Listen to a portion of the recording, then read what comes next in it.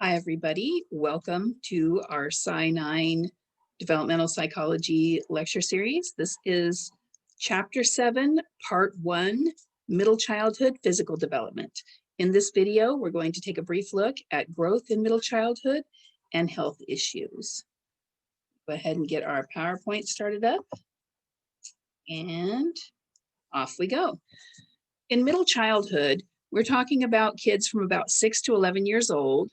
They are less vulnerable at this time. They spend a bit more time with their friends. This is considered to be one of the most happy times in life. They also use significantly more media than in earlier periods. And there is great cultural variation in how a child experiences the middle childhood period. In addition, they are able to take a great amount of responsibility at this time. All right, so let's take a note about the greater personal responsibility. In developing countries, this period of middle childhood is a time where children are more cognitively developed, more socially developed, and more physically developed. They are to a point where they can take on some responsibilities within the culture, things that are important jobs, things like tending livestock, maintaining the fire, caring for younger children. In some parts of the world, children at this age go to work. The income is often very important for families in developing countries. Children in middle childhood are able to have that dexterity with their fingers. They are strong. They are more cognitively developed, which makes them really good workers. In addition, children during this period of time attend formal schooling in many developing countries. In developed countries, kids in middle childhood often have formal schooling. Well, they are mandated to go to school during this period of time, so they have their formal schooling, and oftentimes they are given chores that are more important. Whereas you may have had an early childhood child giving the dog some food and water, but you're going to oversee this and make sure that the kid gets the dog the actual water, make sure the dog is fed. Whereas by middle childhood, this responsibility can pretty well be left up to that child. We're going to take a look now at cultural models, cognitive structures relating to common activities within cultures. So during this period of time, as I mentioned earlier, children have a broader understanding of their own cultural models, so that culture within that they live in, they are starting to really get a good feel for that culture and the different roles and responsibilities that are to be taken on within their culture by somebody in middle childhood. The actual physical growth of children during this period is a bit slower. They grow about 2 to 3 inches per year and about 5 to 7 pounds per year. And this is significantly slower than earlier periods of time. They are most likely to be slim in this period of life. 6 to 10-year-olds have the lowest BMI, that's just the body mass index, of basically any other time during their lives. The body mass index is the ratio of height to weight, and it's just kind of a scale that is used to see where somebody is, whether they are the correct height, the correct weight for their height. It kind of gives us a gauge to look at whether or not somebody is overweight or correct weight, or possibly even underweight. Boys have a tendency to be higher in muscle during this period of development. Girls have a tendency to be higher in body fat. And next chapter, when we look at puberty, we'll see that girls need that extra body fat in order to start other phases of their development and start with menstruating and things like that. You have to have a certain amount of body fat for that. Even though boys have a higher percentage of body fat, a higher percentage of muscle than girls, they are similar in physical strength during this period of time. Just to stay on track with what we've been doing in earlier stages, we'll talk briefly about teeth. From the ages of 6 to 13, children lose their primary teeth and they are replaced with their permanent teeth. The permanent teeth that they get are pretty much almost full size. They grow very little. So a child in middle childhood has a tendency to have kind of this big toothy smile. Hearing improves. One of the reasons why hearing improves during this period of development is that there are fewer ear infections. Those ear canals are maturing within the inner ear, and this type of maturity leads to a decrease in infections of the inner ear. During middle childhood is when we normally start seeing problems with sight, with vision, such as myopia, which is nearsightedness. Oftentimes a kid is in class, they're having trouble seeing the board or reading things that are far away, and they cannot see distant objects clearly. This is oftentimes when it's discovered that children need glasses. In developing countries, less than 5% of children have myopia and require glasses. And that would be in countries, for example, like India and Nepal. And in developed countries, 20% of children are nearsighted or have myopia. Myopia in developed countries is partially attributed to reading, writing, and computer use, because we're doing more of that than children in developing countries. In addition, children in developed countries have a reduced amount of outdoor time. And there are correlations between the amount of time a child spends outdoors and the increased incidence of myopia. In other words, the more time you spend outside looking at things further away, closer, that are outside, instead of looking at electronics and books, that risk seems to be somewhat reduced. There is something called the 20-20-20 rule, and these are guidelines to help minimize the type of eye strain that is thought to be part of the reason why kids in developed countries develop myopia more often. And here's how the 20-20 rule goes. For 20 minutes of reading and computer time, so for every 20 minutes, you're going to take 20 seconds to look at something 20 feet away. And that's the 20-20 rule. This kind of gets your eyes away from that strenuous focusing that it's doing and lets your eyes relax and look somewhere else briefly. There is a genetic component to myopia. Monozygotic twins have a higher concordance rate than dizygotic twins. And we do see that, these types of things kind of run in families as well, that myopia does. Gross motor development in middle childhood is kind of taking a larger leap. You have a strong advancement in balance, strength, coordination, agility, and reaction time when compared to a child in early childhood. This is partially due to the increasing myelination of the corpus callosum, which helps you to increase those gross and fine motor skills. And the fine motor skills also improve. For example, drawing skills, the ability to write and do cursive and manipulate small things is increased in middle childhood. Once again, this is why in some parts of the world, children in middle childhood become laborers. They're valued for certain jobs. During this period of time, physical gameplay is kind of at a peak. Formal and informal type of gameplay is that involves a lot of gross motor movements is kind of a worldwide thing that occurs. Kids play baseball, cricket, soccer, tag, hide and seek. And in some situations, they play organized sports. For example, there are 75 countries that have Little League Baseball.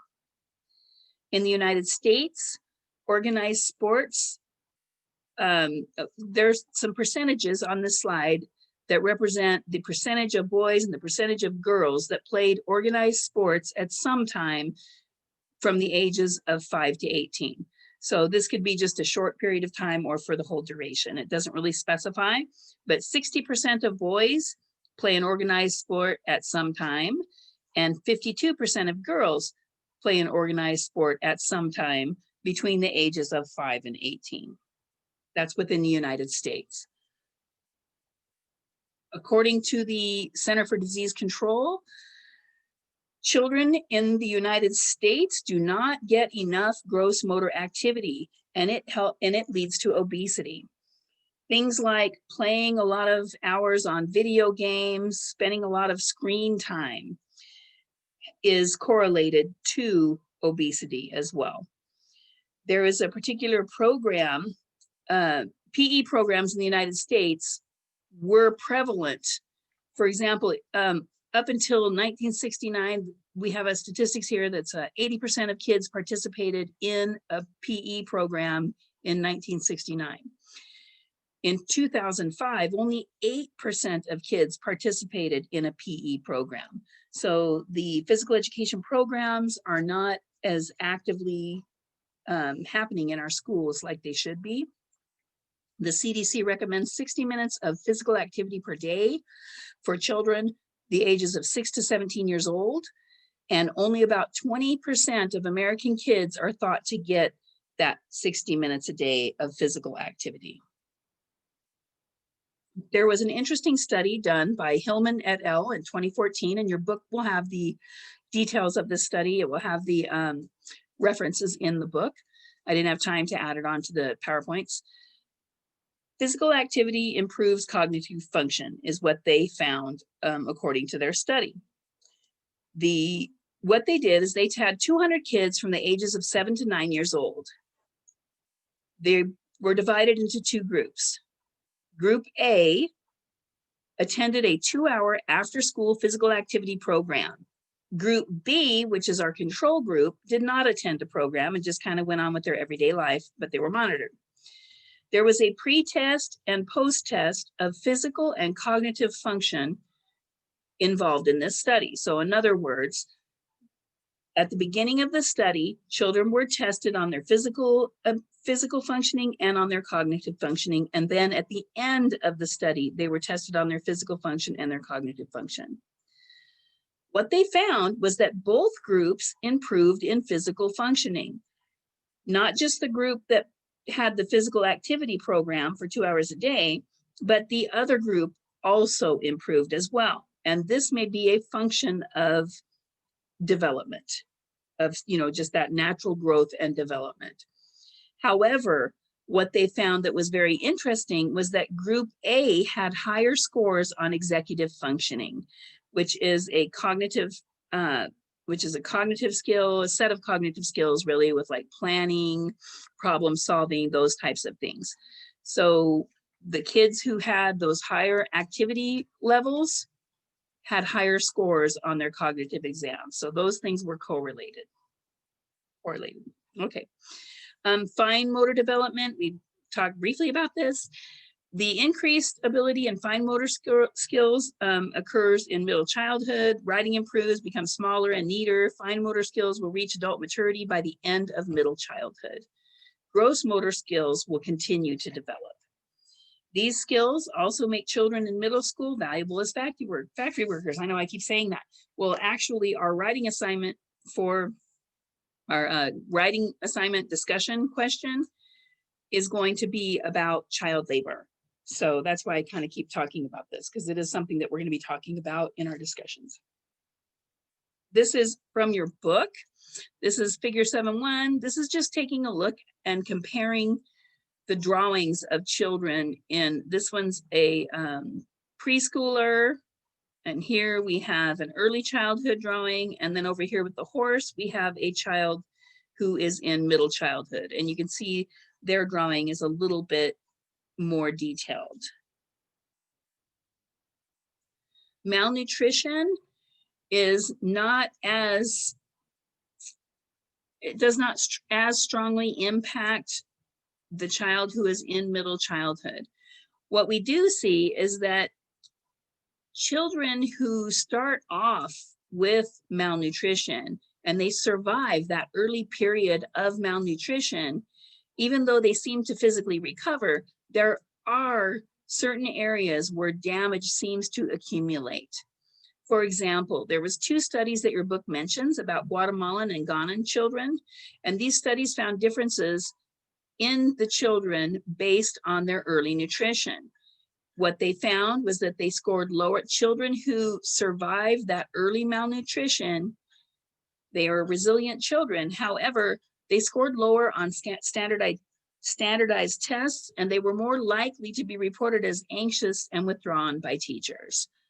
It appears that for malnutrition, there seems to be a sensitive period that goes through about the second trimester of prenatal development through about the age of 3. And during that period of time, if a child has severe malnutrition and they survive it, there tends to be long-lasting consequences from that exposure, from that malnutrition. All right, next subject is obesity. The World Health Organization reported that childhood obesity is one of the most serious public health challenges of the 21st century, and that's from the World Health Organization in 2017. The highest rates of childhood obesity are in the most affluent regions. For example, North America and Europe, which are very wealthy countries, also have the highest rates of childhood obesity. Interestingly, but not surprisingly, the lowest rates of childhood obesity would be in the poorest regions, which is Africa and Southeast Asia, and that's for obvious reasons. In these affluent countries, children are eating foods that are high in starches, sugars, and fats, and in the poorest regions, they're just not getting enough nutrition, or they're eating things that are not high in fat, not high in starch, and not high in sugars. The rates increasing in countries with increasing affluence. So basically what that means is these countries that are starting to move up in their affluence, they're getting more money, they are starting to see higher rates of obesity. For example, China, South Korea, Saudi Arabia, we see things like McDonald's and Starbucks and different Americanized or Westernized things coming into these countries. And we see that these countries are starting to get higher rates of obesity. Mexico also has a very high rate of obese children. It's one of the highest in the world as well. And what's interesting, and I don't know if it's on another slide, let me check first before I blab. No. Okay, but anyway, what's interesting is that in a country like the United States, where it's very affluent, we often see the high obesity rates in the lower socioeconomic status. So the people who have less access to good food have the higher rates of obesity. So we'll see our Latino and our African American and Native American that have higher rates of obesity than white populations. In these countries that are developing countries, we see the opposite. We see children from affluent families that are obese, more obesity in the rich families compared to the poor families. And that obviously is because they have the ability to get to those things that are less healthy. All right, obesity in the US, high rates of obesity increased from 4% in the 70s to 20% in 2010. Highest increase in least affluent ethnic groups, Latino and African American. Obesity in the US is highly due to poor diets, for example, fast food, which is high in fats, and soft drinks. And people from lower socioeconomic status often drink higher amounts of soft drinks. Obesity and social changes. Well, we know that the rates of obesity, childhood obesity, has been going up in the United States. And part of this is due to some social changes that we see going on. For example, reduced meal prep time. A lot of times you either have 2 people working, or 2-parent home where both people are working and the meal prep is not getting done to where you're having a sit down meal, or maybe it's a single parent home where there's just not a lot of time for meal preparation due to the hours and other responsibilities. And that reduction in family meal time is correlated with eating healthier foods. So it's believed that when you prepare a meal to sit down and eat as a family, that home cooked type of meal is a healthier type of meal. And this could be leading to the obesity epidemic that we have in this country. It's because we're not able to have those home cooked meals for whatever reasons. TV viewing is another issue that we see that is correlated to obesity. In developed countries, middle school age kids are viewing 2 hours or more of television. A study by Proctor et al. 2003 found that TV viewing predicted body fat. It was found that 3 hours of kids that viewed TV for 3 hours had 40% more body fat compared to those who viewed TV for only 1.5 hours. It is believed that this increased TV time is a decrease in physical activity time. Obesity and genetics. There are higher concordance rates for monozygotic twins than dizygotic twins. There is a gene that has been associated with obesity. There is a specific gene called the FTO, which increases that risk. Genetics does not, however, explain the rise in obesity. For example, when somebody has a gene that is possibly linked to developing depression, they may never develop depression unless they have certain stressors placed into their life to where they're, when they have this high period of stress, these genes may come into play and they may suffer from depression at that time. Whereas somebody that does not have that gene may not. However, it's with this gene that is associated with obesity, if you were to never overeat those fatty foods, eat a healthy diet, exercise, those genes may not ever come into play and you may not have that obesity occur. So genetics, we know, does not explain the rise in obesity. It's just that we happen to find that there is a gene associated. One example of this is through a study done, and I'm sorry I don't have who did the study here, but it is in your textbook. Pima Indians. The Pima Indians we have a part of the tribe lives on the Mexico side and part of the tribe lives on the Arizona side. The tribe that lives on the Mexico side eats a traditional diet, low in fat and low in sugars, and they do not have high rates of obesity. The Pima Indians on the Arizona side have an Americanized diet, and they eat those high fat foods and those high sugary foods, and they have a BMI that is 50% higher than Pima Indians from the Mexico side. So even though these two groups are genetically similar, only one of the groups is experiencing high rates of obesity, and that is probably due to diet. So we know that genetics is not the whole story here. Social and physical consequences of obesity. Children are often excluded socially when they are obese. Children have a tendency to view people who are obese or overweight with being lazy, sloppy, ugly, stupid. There's a lot of negativity associated with it. These types of things can lead to increased emotional and behavioral problems, increase in diabetes. Diabetes can eventually lead to blindness, kidney failure, and stroke. And 80% of obese kids turn out to be obese adults. And these obese adults are going to have an increased risk for high blood pressure, heart attack, and cancer. What can we do? What can we do about this problem? Well, the first thing we need to do is recognize the problem. Obese kids tend to have obese parents that don't recognize them as overweight.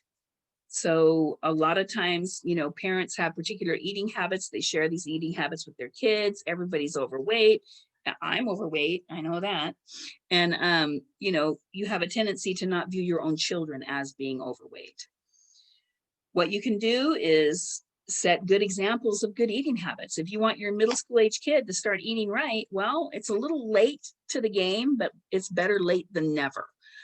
Set a good example of eating habits, and we have legislation that has taken place to help us with having healthier school lunches to improve that particular dynamic. And you know, we talked in earlier lectures about how children don't automatically want to just eat these fatty foods. If we start our kids off when they're little eating vegetables, eating things that are healthy, and not using sweets as that reward, it may be a helpful thing. I've been guilty of doing all that stuff wrong, but you know, we can still try, do what we can. So we have to recognize the problem in order to take care of the problem. I have been part of the problem. Okay. Illness. During this period of middle childhood, kids are around the safest and healthiest time of life. Death rates are lower for both developed and developing countries for kids in middle childhood when compared to younger ages.